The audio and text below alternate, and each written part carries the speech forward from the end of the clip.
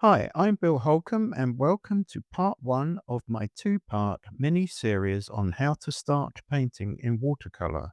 Here is a list of the materials we will be using today. We will be keeping everything nice and simple, and I'll guide you step by step through each section of the painting. So even if you have never picked up a brush before, you will be able to follow along and create a painting you will be proud of.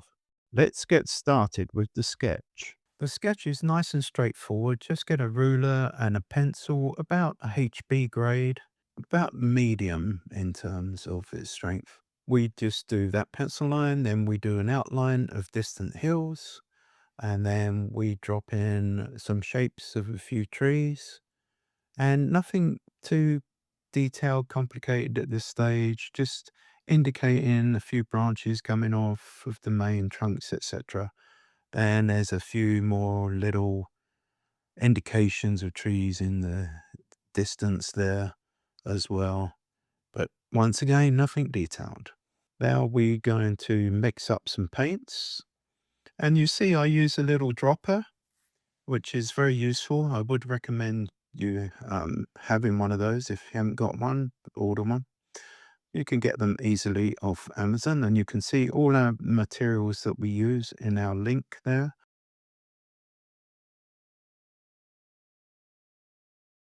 And also there's a start of the brushes. You've got a round brush, number 12, and then we'll be using a flat brush, about a half, quarter size will do.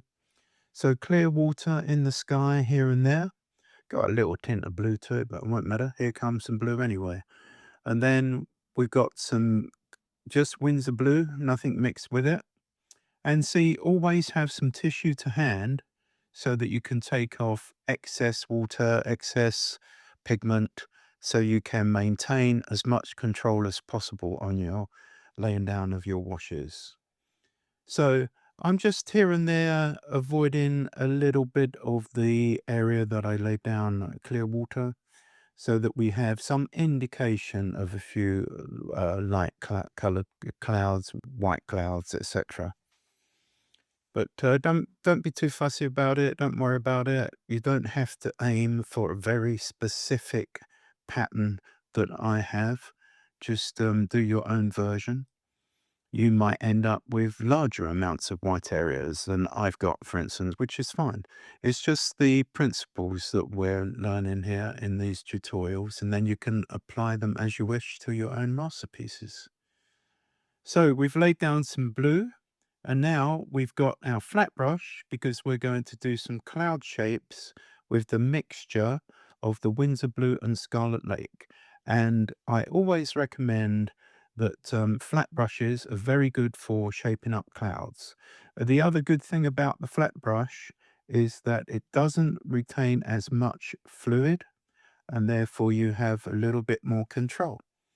Because you don't want the sky to be swamped with too much water when you're at this stage, where you're shaping up some clouds, and they're much smaller. If we were using a large brush at this stage, too much would be deposited on the paper and we totally lose control. It would just bloom out everywhere. So go along in that fashion. And you see, I don't go sort of backwards, forwards. I try to go as much as possible in one direction. And that way it's much more convincing and more control. And always mop up the edges. Today we are using 140-pound Arches rough paper. So I've taped it down. And this means it will just stay flat. And as always, once you dry off with the hairdryer, it dries much lighter. So bear that in mind when you're laying down the pigments. So we're mixing up some Winsor Blue and Scarlet Lake again, a little bit of a strong version there next to the other version, because we're laying down some clear water on the distant hillside and come down to the horizon level, that pencil line that you did. And then we got the weak version of the Scarlet Lake and Winsor Blue coming in first. Now, I'm still using a number 12 because it has a very good point to it.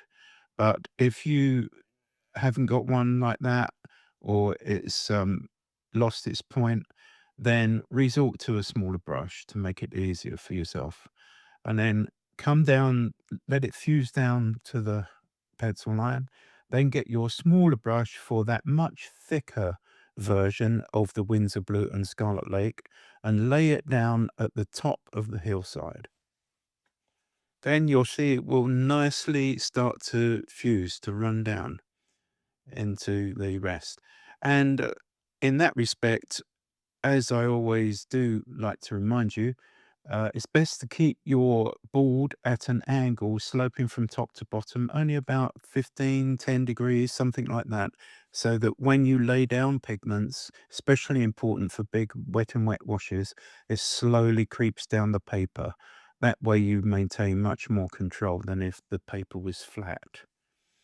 Now we're just dropping in some indications of those quite distant trees appearing close to the middle of the painting, coming over to the left, as you can see, and use a smaller brush for that. Nothing detailed, just indications, and they will dry lighter again. So do those. That pushes the hills a little bit further back, actually, as you will see. You would be using a smaller brush at this stage, something like a number 6 if you've got it. If you don't have it, then use something like a number 4, that will be fine. And dry that off with your hairdryer and a little bit lighter. Now we're mixing up some light red, and we've moved across a little bit of that mixture beside it, the Winsor Blue and Scarlet Lake. Then we're mixing up a darker version of the light red and Winsor Blue. These colors are going to be used for the trees, both the trunks and the various branches. And you see, I'm not being fussy. Now I'm using the number 6 brush at the moment because it still has a good enough point.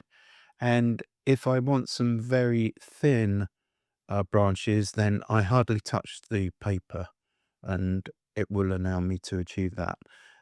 If you're finding some difficulty with that, getting the branches thin enough, etc., then just resort to a smaller brush, something like a 4 or a 2 even. Later on, you'll see that we can use a 2.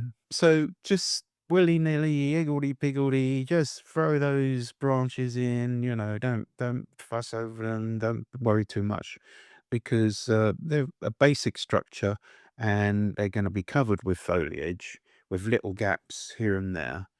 So mix up now some Winsor Yellow, a color that I use quite a bit, as you will know if you've seen my other tutorials, and some of the Winsor Blue. These are professional grade paints. You'll see those listed in the materials as well, of course. All the materials are listed. And then I'm using the scraping technique. You see how I'm holding the brush almost flat to the paper, um, horizontal instead of vertical. And look, I'm just scraping onto the surface of the paper to indicate clumps of foliage here and there on those trees. And I started off with a light version, and then I went to a slightly darker version, and I'm leaving gaps here and there on purpose. And also some of the light color here and there will show through as well. So use that scraping technique. With this paper, you can get away with it because it's a rough texture and it's very sturdy. It will withstand a lot of treatment. And then I've mixed up a slightly darker version of the green. You could add some brown to it, some of the light red or something like that, and that will darken it even more for you. And still using that scraping technique. And the first washes have dried off a little bit now, so it's enabling me to do the scraping technique for the darkest foliage, the final amount um, to scrape on even more easily. Dry that off, and now I'm just going to strengthen up the shadow side of the trunks and lay down some pigment and then lay down some water next to it and let it fuse. And then here and there with that very small number 2 brush that I mentioned, I'm going to lay in some darker limbs here and there, just to emphasize here and there structure of the trees and to show a nice contrast of light and dark. And I would also recommend that you do keep to one side a spare piece of paper so that you can practice. So you can practice sketching different trees like this, or a little mini sky practice, or just testing the colors that you've mixed before you commit to your painting, etc. It's always good to have a spare piece of paper. I always do it. I don't always show it on the video because, we try to keep the videos as short as possible. And if I included too much, the videos would go on for a long time and that wouldn't help. But you get the idea. So they're shaping up quite nicely now. We're a good long way through the painting. We're about 2/3 through.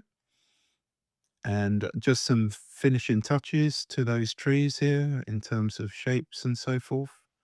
And you can see that I have left gaps here and there, um, rather than like a cauliflower with no gaps whatsoever, and just one dense mess. I mean, you don't want that. You want to have a bit of variation going on. Then we've got some little bushes at the base of the trees. Start with a light color yellow, maybe with a little bit of the blue mixed in, and drop that in first. And then because we're building that up, you then go to the slightly darker version of the two and drop that in and let them fuse. That's coming on quite well. We'll soon be on to the foreground. Leading up to the middle ground where the trees are. So very good progress is being made. I really hope you have a go at this one. It's very, very useful for beginners. There are a lot of techniques there that you can employ, which will stand you in good stead for your future paintings. And because it's a small piece of paper, it's not intimidating. It's not like you're going to worry about wasting a lot of materials. So we're back to our number 12 brush and we're laying down some of that yellowy green mixture for up to the pencil line for the distance. Because as things go into the distance, they get lighter. And you'll see that on fields and so forth. In terms of hills and mountains and so forth, you'll see that they go a sort of bluey grey color.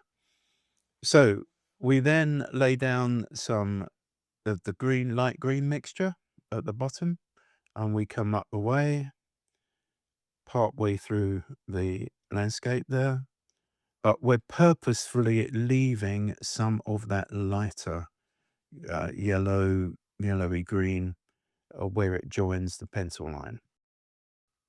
Then at the base, it's always darker going into lighter. So you've got your muddy, greenish mixture there that we've employed for that. Then we've got, for added interest, we've got to do a few little shadows and indentate undulations and so forth at the base of the trees. And you can see how that also anchors the trees to the landscape.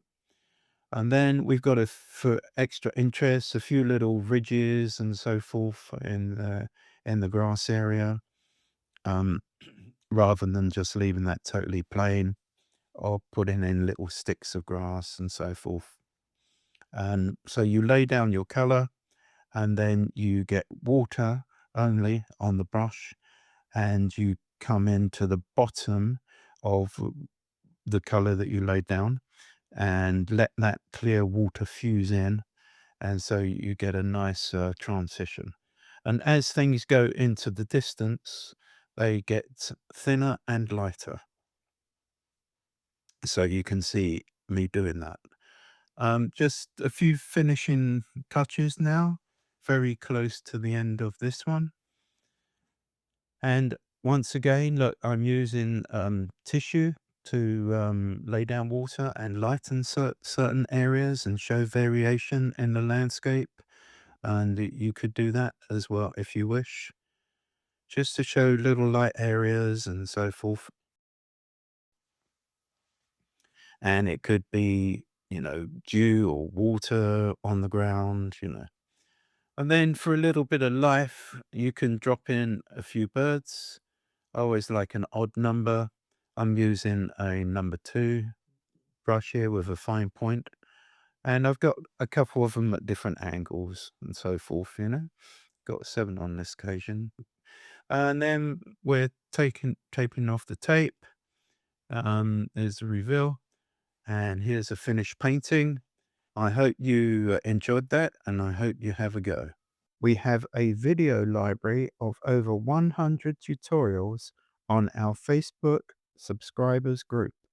It's only $1.99 a month to join, and you get access to all the tutorials with new ones added each week.